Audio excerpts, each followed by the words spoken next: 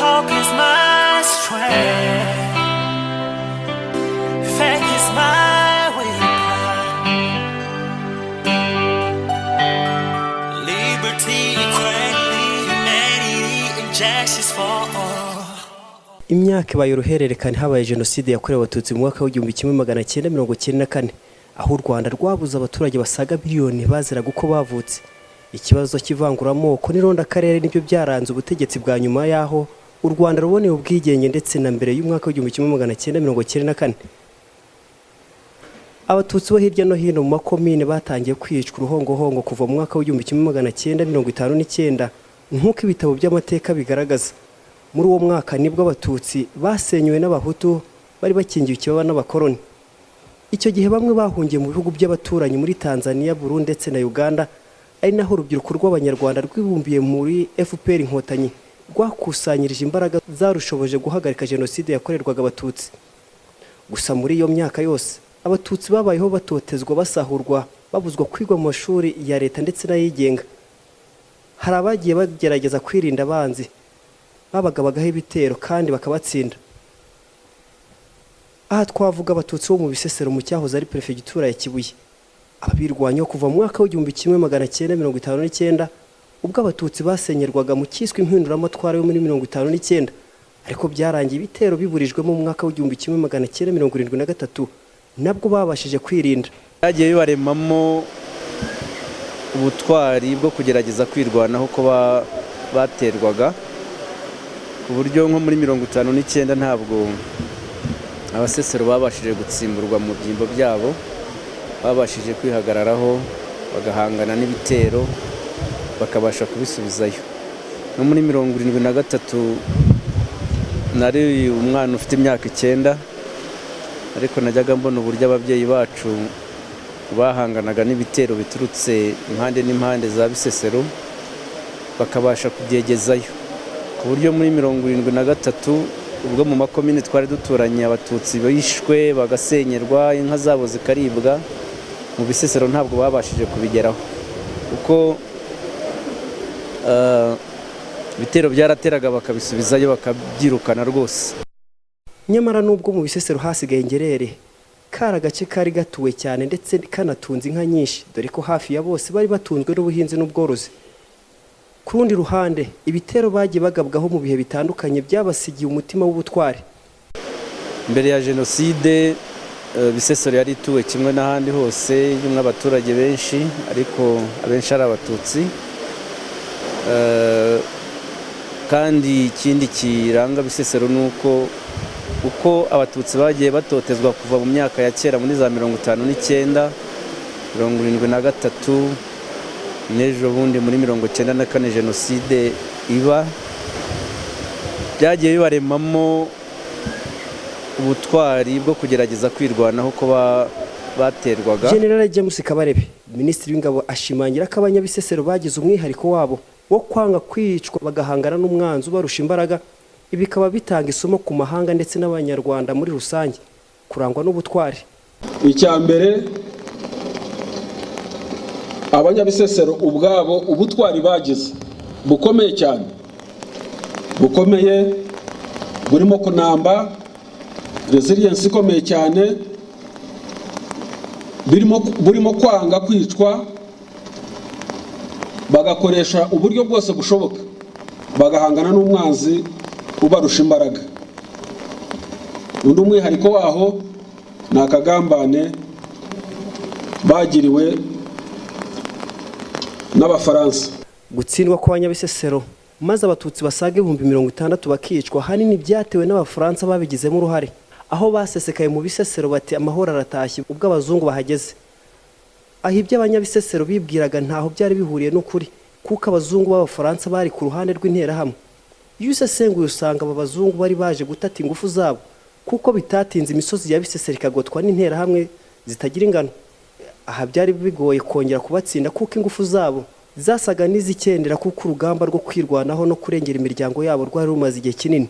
Kwa kane kurangira badutera tukabanesha, ndetse n'abafite intwaro bamwe tukabafata ari bazima tukazibambura, bigatuma bacika intege.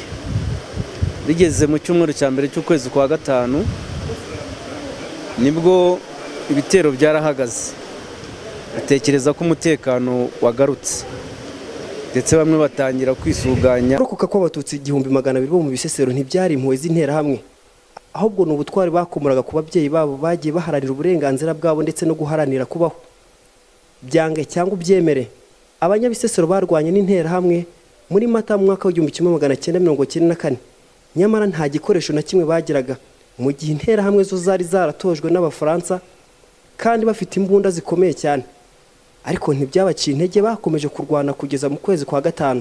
Twakoreshaga yara yo kurwana n'abadutera, twabaga tuzi aho baturuka. Mu gitondo abasore, abagabo bagifite imbaraga ndetse n'abakobwa b'inkumi tukajya mu icyo cyerekezo tuzi ko ibitero biri buturukemo, tugahangana nabo, ubwo bafite intege nkeya n'amatungo bigasigara inyuma mu misozi ya hano Bisesero. Twategeraga haruguru ya Yazapane aho bita ku Murambi, tugategera hano hafi ya Monima, tugategera ku baturutse Igishyita, tukirirwa duhanganye nabo. Naho abo bapolisi baguye, naho abasirikari twagiye dubasha kwica, barimo muri Liyetona wari uyoboye ingabo zari zaje ari icyo kizizanye, bakomokaga ku Gisenyi, naho twagendaga tubatsinda mbere yuko binjira mu Bisesero tukanabasubizayo. Ku rundi ruhande ariko hari n'abahutu bo mu Bisesero bagaragaje ubutware bakabasha kurokora abatutsi 200,000 babanyuje mu mazi bakabageza mu gihugu cya Kongo. Ibi babikoraga biteguye gupfa no gukira. Abarinzi b'igihango bari hirya no hino mu Rwanda. Hano twavuga nka Gisimba wabashije kurokora umubare munini w'abahigwaga ndetse akaba yarabakuraga mu mujyi wa Kigali no mu nkengero zawo nko mu Bugesera n'ahandi. Uburyo twatangiye gukora rwihishwa kuko nta wari kubikora ku mugaragaro ngo abeho, dutangira gukusanya utwato abari hafi tukaya tubatwara nijoro tubambutse. Byaje gukomeza kuko bariyeri yakontorwaga na Karasankima n'uwitwa Nzarubara wari konseye, bakaza bakagemurirwa ibikoresho na Ruzindana yakoreshaga imodoka yari yarakuye ku mubugana yabonaga y'icyatsi kibisi, yari umucuruzi witwaga Zefania. Bakaza gufata imibare yabishwe mu iryo joro no kwayo manywa, babaririza n'amazina y'abapfuye n'abasigaye kugira ngo barebe ko imirimo yabo iri kugenda neza.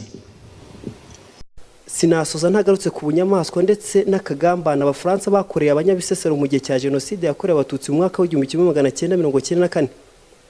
Aha nahera mu gikorwa cyo kwiyoberanya bakoze ubwo bashaka kuvuza inkomere zatemaguwe n'interahamwe, nyamara bari bafite gahunda yo kubaca ingingo zabo zakomeretse nk'amaguru, amaboko bashaka kubasigira ubumuga ku buryo ntacyo bazigezaho.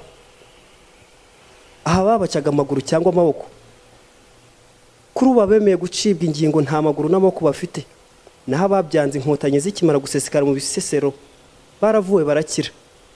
Mu mwaka wa 1995 ubwo Perezida Kagame yasuraga Cyamata muri Perefegitura ya Kibuye, yasabye imiryango mpuzamahanga gutandukanya impunzi n'interahamwe n'abarabi basirikare ku bwa Habyarimana no kubabuza gukora ibikorwa byo gushaka gutera igihugu. Icyo gihe Perezida Kagame yarabihanangirije ababwira ko nibatabikora ingabo za RPF inkotanyi zizambuka zikabigizayo. Ni nako byahise bishyirwa mu bikorwa, impunzi zitangira gutahuka naho interahamwe zikwira imishwaro mu mashyamba ya Kongo. Kandi abo bakiriho muri ayo mashyamba baracyari kumwe n'ababajyanyeyo, barabacyarabagira iyo nama, baracyavugana nabo, baracyabizeza ibitangaza. Ariko nk'uko nyakubahwa Perezida wa Repubulika yabivuze ejo bundi, ati abo bose ibyo barimo ni ukwibeshya. Shavu n'agahinda by'abanyabisesero nyuma y'iyicwa ry'abatutsi 60,000 hagasigara 200,000 bonyine byahojejwe n'inkotanyi ubwo zasesekaraga mu Bisesero mu mwaka wa 1995 ndetse na nyuma yo kwihishahisha mu mataba n'imisozi byo mu cyahoze ari Perefegitura ya Kibuye. Kuri ubu abacitse ku icumu mu Bisesero bagaragaza akanyamuneza nyuma yo gufashwa na leta komora ibikomere byabo, kwemera ibikomere basigiwe n'imbaga y'abavandimwe yabavuyemo, ari nako bakomeza gutanga umusanzu wabo kuri leta y'ubumwe n'ubwiyunge irangajwe imbere na nyakubahwa Perezida wa Repubulika Paul Kagame. I can feel the sunshine on the face. I can see the moonlight over the seas. I can see the colors of rainbow. I can see, yeah. can see the rain is gone, the sky is blue, I can see